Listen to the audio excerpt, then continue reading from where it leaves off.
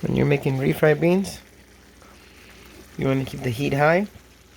And that thing in the middle right there where there's boiling, that's some water mixed with oil. What you want is you want to fry them until all the water evaporates, and then the oil will go up in temperature. Because the water's keeping it at a temperature max boil point of like 210, 220 degrees Fahrenheit. With the oil in here, it's probably more like 230, 240. I could bring a thermometer out if I wanted to, but there's really no point to it.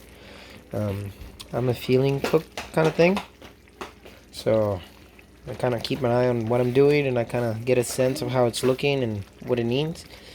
This one right here, like you can tell, it's most of the water is gone already. It's gonna start frying pretty soon, and that's what calls beans for refried beans. Whenever they get fried in with, that heat and the oil, and they just get fried and they soften up and they kind of start mashing themselves in place. But you don't even need to mash them up. It's important to stir them every now and then just to make sure that the bottom doesn't stick, and then you don't get those burned out pieces of beans on the bottom, and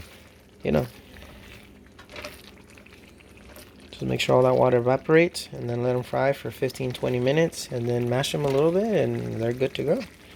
Refried beans, if they ain't frying in oil, they're not refried, they're just baked. Some people use like a tablespoon of oil for like a pack of beans, and it's like, no.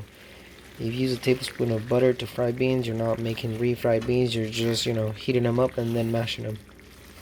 Refried takes time.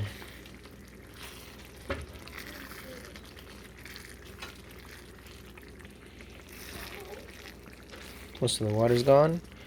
It's gonna start frying pretty soon.